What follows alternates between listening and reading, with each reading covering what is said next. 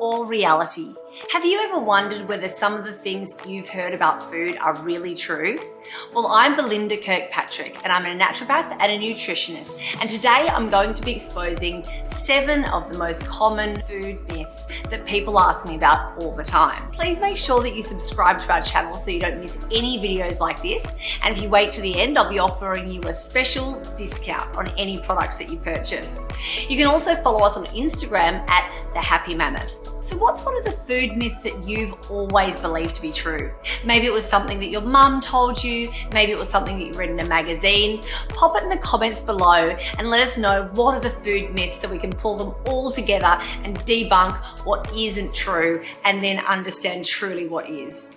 So what is a food myth, you might ask? So I guess a food myth is like a misconception, or it might be an idea that somebody sort of said about food that may or may not be true. Sometimes it leads people to follow the fad diets, the trendy diets, and sometimes it can even cause people to take foods out or cut nutritious foods out of their diet because they believe them to be not good for them. So some of the common food myths that I hear in my clinic or questions people ask is that, are egg yolks bad for you? Lots of people will say they just do an egg white omelette, it's low fat, it's healthy, but in actual fact, the whole egg is much more healthy. Now the egg yolk contains choline, and choline is really important for mood, memory, fertility, miscarriage prevention, and so many other functions within the body. So when we take out part of the product, part of the whole product, we're just getting sort of like, it's almost like making it a processed product because we're not getting the whole thing.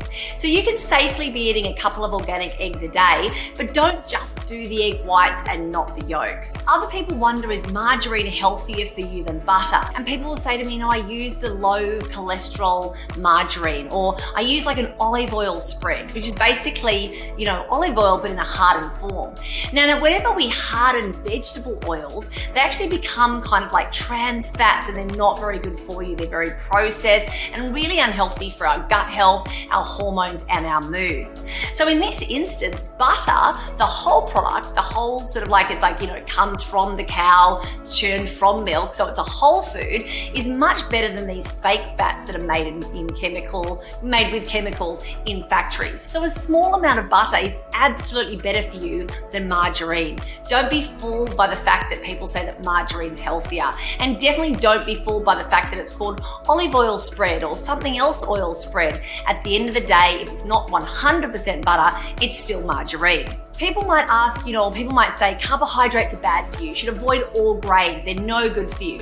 Now, absolutely some people have conditions or digestive systems that may be inflamed by grains or the overuse of grains. However, for most of us, we actually do need to be having starchy carbohydrates in our diet. Now, there's lots of different types of starchy carbohydrates, from sweet potato, brown rice, bread, bananas, and which types of those ones are right for you depends on what your digestive system can handle. We absolutely need these starchy carbohydrates in our diet though, because they actually fuel the good bacteria in our gut, and they also are a form of prebiotics which helps these probiotics to survive. If we don't have enough starchy carbs in the diet, we can often feel more anxious, jittery, and we may find it harder to fall asleep. So don't cut things out just because somebody says they're not good for you. Coconuts are unhealthy. People have been saying this for years. Avoid all coconut milk, coconut products, coconut cream. It's really bad for you. And poor coconuts, because they're high in fat, have absolutely had a bad rap.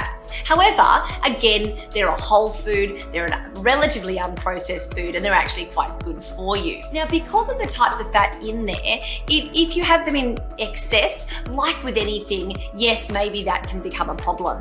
But it's absolutely fine to be using coconut water, coconut milk, coconut cream. It may just be in moderation, but it's certainly not an unhealthy food. Frozen vegetables aren't as good as fresh vegetables. People say this to me all the time. It's actually not true. The thing with frozen vegetables is they're often snap frozen right at the time of picking. So actually preserve a lot of the nutrients and minerals that they actually had when they were at their freshest, when they were in the ground. Often with fresh vegetables, it might have been days, or worst case scenario, even weeks or longer before we've actually bought them. And then they might even sit in our fridge for a few days or a week or so before we use them. And each of those sort of days that go past, or each time that goes past, the nutrient levels are decreasing. increasing. The only issue really with frozen vegetables is that vegetables contain a high percentage of water, and so when that goes into the freezer, the water expands and becomes icy, and so then when you cook them, they're a little bit more soft and maybe they're not as, they don't feel so kind of like fibrous as the fresh ones. So it's more the texture and how they taste, but they actually retain a lot, if not more, of the vitamins. So they're not necessarily an unhealthy choice. In actual fact, they're often a more nutritious choice depending on how long your vegetables have been stored for. People often will say to me that red meat's bad for you. I'm trying to avoid red meat, it's really bad for you. Now that again can be true. So if you're eating red meat to excess, if you're eating poor quality, over processed red meats that maybe don't come from grass-fed or pasture-fed animals, that can be the case as well. And particularly if you don't have the red meat with enough fiber and vegetables, maybe that combination is going to be bad for you. Red meat itself though is actually quite healthy. A great source of protein, a great source of iron, a great source of zinc and lots of other essential nutrients. So if you're able to choose grass or pasture fed meats, they're ones that have been from animals that have been walking around, so they've got a healthy type of fats because of their activity levels and because of the foods that they've been fed, and that you're eating them as, you know, sort of 30% of the meal with a good, 50% salad or vegetables, and the rest maybe being your starchy carbs or your healthy fats, then in that balance, they're actually extremely healthy. So again, we don't want to just blanket rule out anything saying it's unhealthy and then cut things out of our diet just for the sake of it. Another myth that people will often say to me is that they think that lemon water is healthier than normal water.